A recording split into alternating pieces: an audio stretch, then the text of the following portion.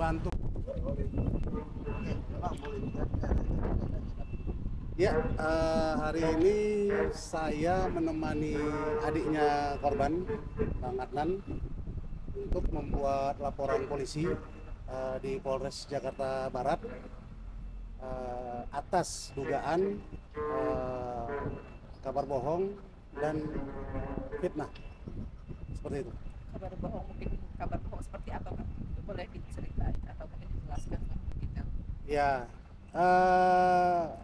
ini menyangkut podcastnya Bang Denny ya. Ada menurut keluarga, menurut kami yang kabar tidak sesuai, ya, yang kabar tidak sesuai dari pernyataannya NA di podcast itu, yang mengakibatkan hujatan itu bertubi-tubi kepada keluarga di media sosial. Itu udah luar biasa menurut kami, sudah sangat parah lah menurut saya, seperti itu. Makanya kita mau meluruskan, kita mau tempuh jalur hukum atas pernyataan itu, seperti itu. Bang, ini kan kemarin sempat berbaikan ya, Ya. berdamai di salah satu podcast begitu. Betul. Namun dengan caranya seperti itu berarti pintu damai sudah tutup atau memang bagaimana nih Pak, boleh sedikit jelaskan? Iya, saya sebenarnya pada saat podcast itu memang saya bilang tujuannya saya mau berdamai, ya. Memang pada saat itu saya merasakan sendiri tidak ada keseriusan berdamai pada saat itu. Tetapi karena memang kita difasilitasi Bang Densu, adalah perdamaian tadi.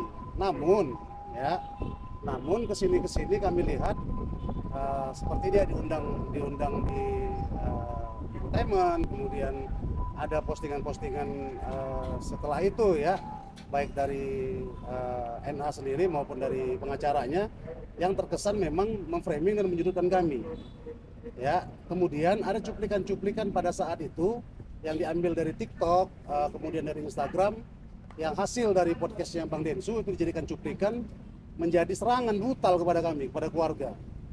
Nah, dari situ yang tadi katanya kita mau berdamai, dengan sampai saat ini pun saya berdiskusi, saya berkomunikasi baik dengan Bang Denny selaku mediator kita, ya, dengan tanda petik pada saat itu, kemudian juga dengan pihak pengacaranya Nadia, untuk kita duduk bareng di pihak kepolisian. Namun sampai dengan saat ini saya sudah berupaya ke sana kemari di Polres Jakarta Timur, maupun juga dengan berkomunikasi dengan pihak kanitnya.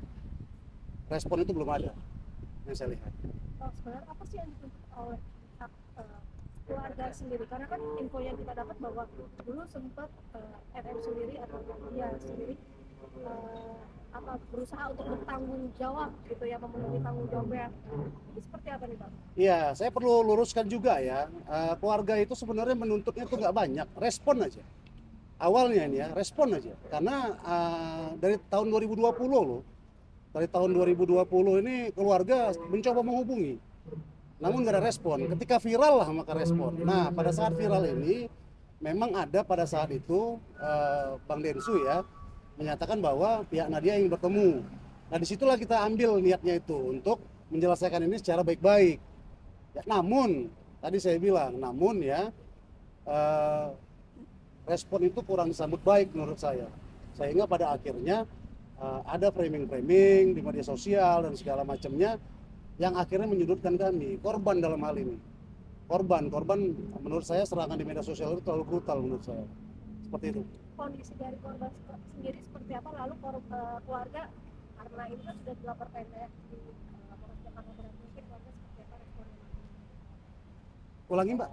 Ya kan, ini korban kondisinya sekarang sudah seperti apa? Baik. Jadi dalam arti adakah perkembangan dalam proses penyembuhannya beliau? Baik. Lalu pihak keluarga sendiri dengan sudah berkoordinasi lah ke SPKP, mungkin di harapannya mereka itu seperti apa keluarga pengennya? Ya, kalau kondisi korban ya memang masih tetap memprihatinkan menurut saya, ya, Mbak, ya. Karena harapan untuk hidup normal itu saya rasa jauh banget sih, ya. Tapi mukjizat kita nggak tahu, ya.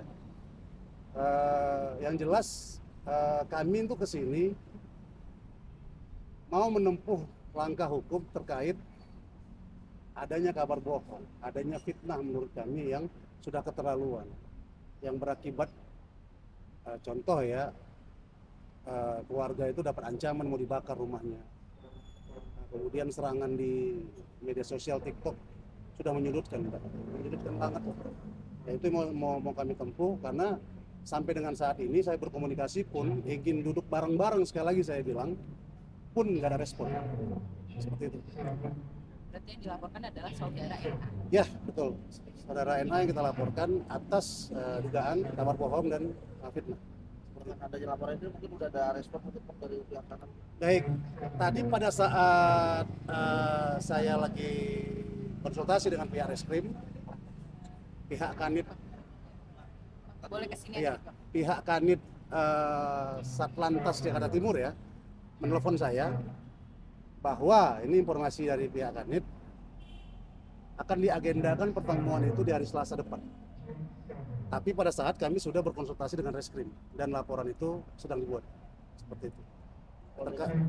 Terkait respon nanti hari Selasa, ya kita tunggu aja. Ya kalau memang ada ya, saya bilang ya.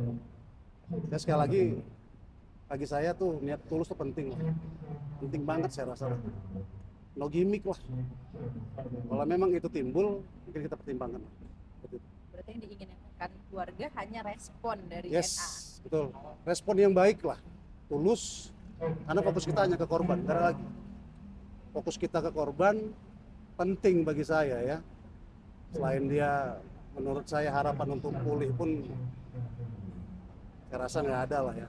Tapi selain mukjizat ya, agar juga media sosial ini ya, komentar-komentar netizen, jangankan netizen, pada tetangga kami juga udah membuli kami lah, menghujat kami.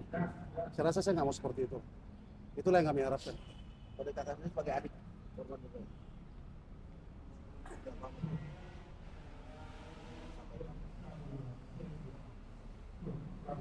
Saya bingung Jadi kita nggak boleh ke DNA. saya bingung ingin mau menyampaikan apa dengan kondisi apa saat ini.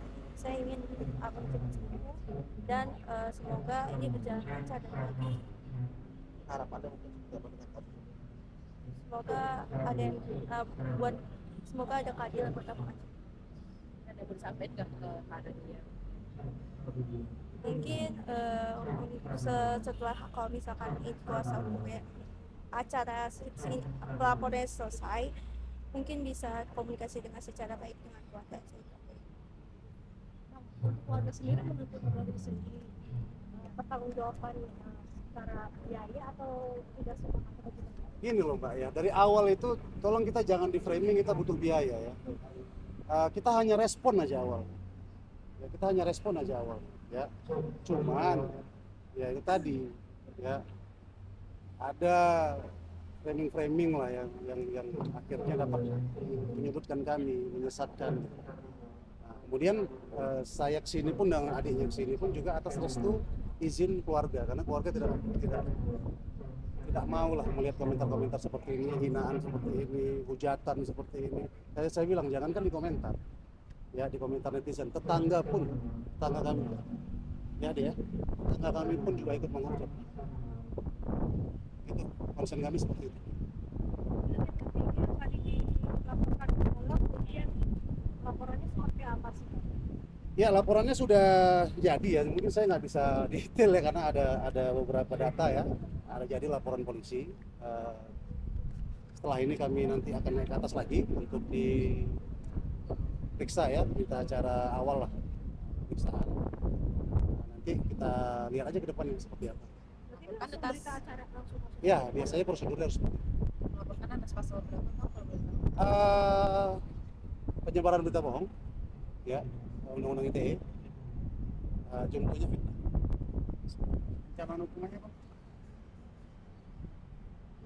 6 tahun kurang lebih. Pasal 28 Undang-Undang ITE. Ini kita lapor. Bang, jadi kan lokasinya kan di tempat Densu ya Bang, apakah nanti Densu juga diperiksa Bang? Itu kami serahkan sepenuhnya kepada penyidik. Tugas kami hanya membuat laporan yang kami rasa perlu kami laporkan. Nanti selebihnya ya penyidik yang melakukan prosesnya. Seperti itu. Oke. Terima kasih. Hanya Will. Bang, mungkin Ya. sedikit Lu dijelaskan. boleh kesinian nggak? Oke. Siap. Udah? Aman ya? Ya, oke. Bang, Udah. mungkin bisa sedikit dijelaskan seperti apa kerusakan yang dia maksudnya dalam arti kan cukup parah ya, kemarin katanya ada Iya. tulang, bagian tulangnya juga ada yang kena gitu, mungkin Iya. seperti apa bang? Iya, jadi kami melaporkan di sini ya, menurut kami yang tadi ada kabar bohong dan dugaan fitnah tadi, karena ada statement dari podcastnya Bang Denny itu yang menyatakan NA ini menyatakan bahwa korban ini atau Bang Adnan ini motong jalur. Tiba-tiba datang di depan mobilnya, dia dengan kecepatan 40 kilometeran katanya, sehingga abang kita ini tabrak dan sampai dengan cukup parah ini. Itu concern kita. Jadi abang kita diduga katanya motong jalur, kemudian tiba-tiba berhenti di depan mobil dia yang dengan kecepatan 40 kilometeran. Itu yang menjadi concern kita. Menurut saya itu logikanya nggak masuk di akal lah, dulur-dulur lah menurut saya ya. Karena 40 kilometeran kita naik mobil, kemudian nabrak orang sampai dengan separah itu orang yang kita tabrak, menurut saya nggak mungkin lah. Menurut saya. Imbasnya di sini seolah-olah netizen menganggap Adnan yang salah. Ya itu. Jadi serangan bertubi-tubi di media sosial ini kami yang tersudutkan. Adnan yang salah, kemudian Adnan katanya nggak punya SIM. Di komentar-komentar ini ya luar biasa, hampir saya baca itu hampir ribuan itu komentar itu. Adnan nggak punya SIM, salah, seharusnya Adnan yang disalahi. Kemudian ini apa kecepatannya 40 km segala macam. Nah itu yang nggak terima kita.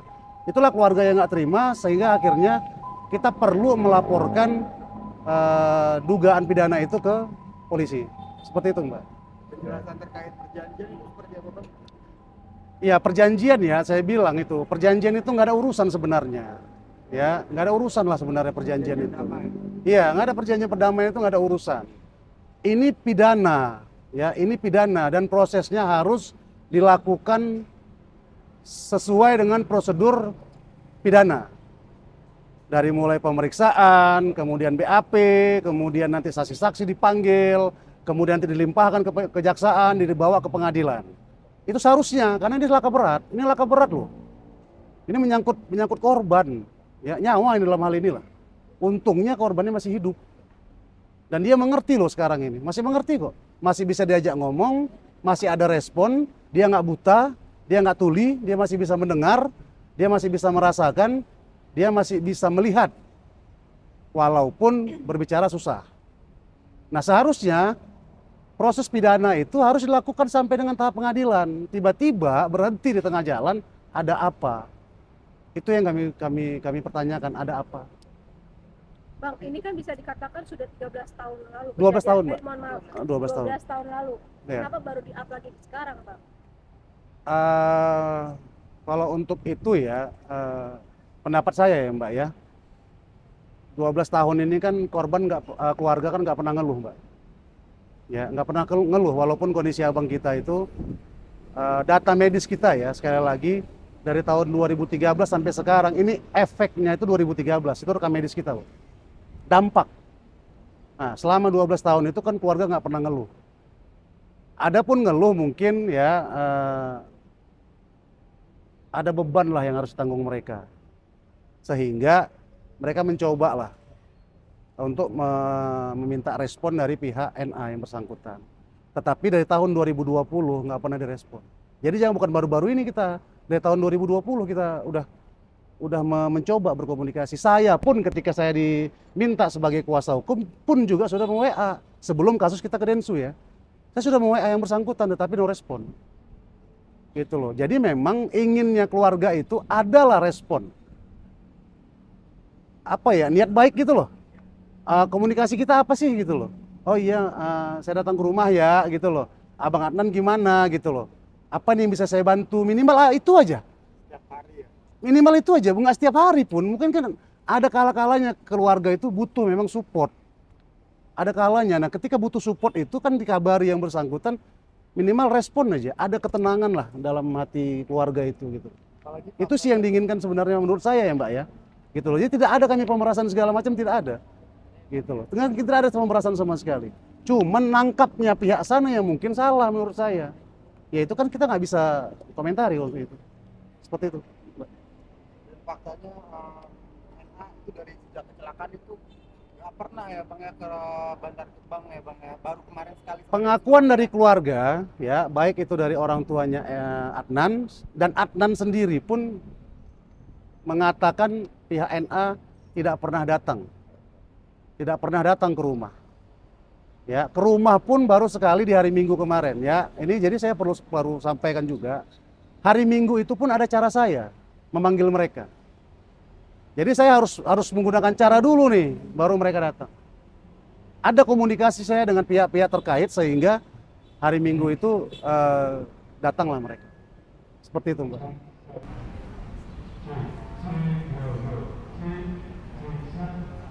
Terima kasih teman-teman media, mudah-mudahan ya teman-teman media ini dapat membantu.